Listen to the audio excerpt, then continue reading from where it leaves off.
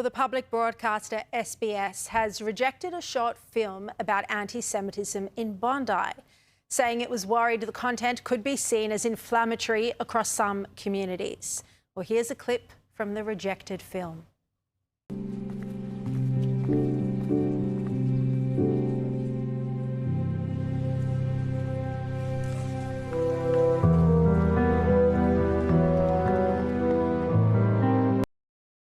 And joining me now is the funder of this film, the Jewish Australian Screen Fund head, Jamie Bolkower. Jamie, thank you so much for your time. Good to see you. So what was your reaction when SBS rejected this film? Thanks for having me, Sharri. I mean, it's a sad state of affairs when the public broadcaster in this country tells a Jewish filmmaking team that a film won't be accepted for acquisition because of potentially inflammatory content. And I just want to emphasize that there is absolutely nothing inflammatory about this film, potentially other than the fact that it's made by Jews and it's about the Jewish experience.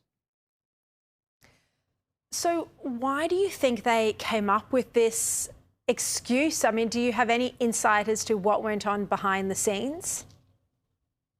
Essentially, from the very beginning of submitting the film for acquisition, I was told that there were potential sensitivities, community concerns. There was fear of pushback in the current climate. They specifically referenced the climate of rising anti-Semitism, which, you know, is kind of ironic and deeply offensive, considering that this film was created specifically because of the climate of anti-Semitism. And to sort of have that thrown back at us, you know, is sort of an inversion of reality. And I don't think it's acceptable language. Well, can you tell us a bit about the film, you know, what it is, who made it, and what it's actually about? Yeah, so it was one of 4 films that we commissioned about post-October 7 life in Australia. So we sort of wanted to capture the changed landscape for Jewish Australians in this country. And Mezuzah Man was one of the 4 films. And it's written and directed by Jacob Melamed, a Sydney-sider. And, you know, he tackled this theme head on. It's about a young man, proudly passionate man called Yossi, who wants to wear his Jewish identity with pride. And he sees his neighbours remove their mezuzah from the doorpost.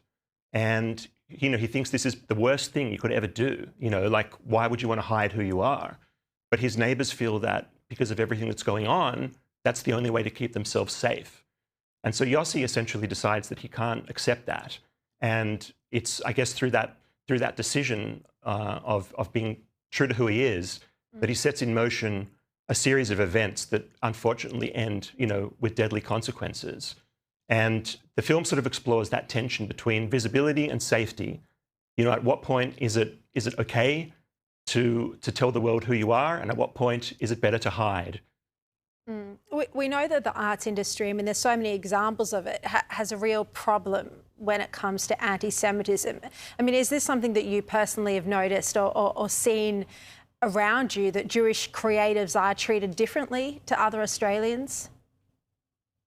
It definitely does seem to be the case. I mean, one of the reasons I started the Jewish Australian Screen Fund is because there's no representation of Jewish Australians on screen in scripted film and television in this country.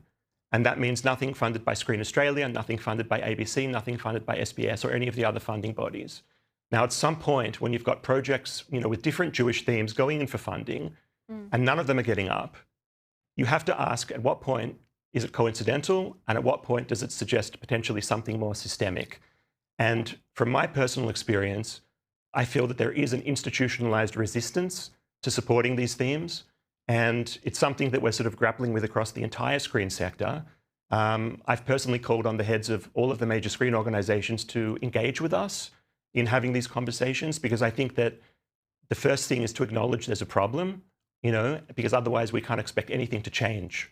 And I think also, you know, Gillian Segal has made a number of recommendations to the Prime Minister about particularly targeting the cultural and arts sector in terms of holding, you know, recipients of taxpayer grants accountable, specifically when they're amplifying anti-Semitic rhetoric or false narratives.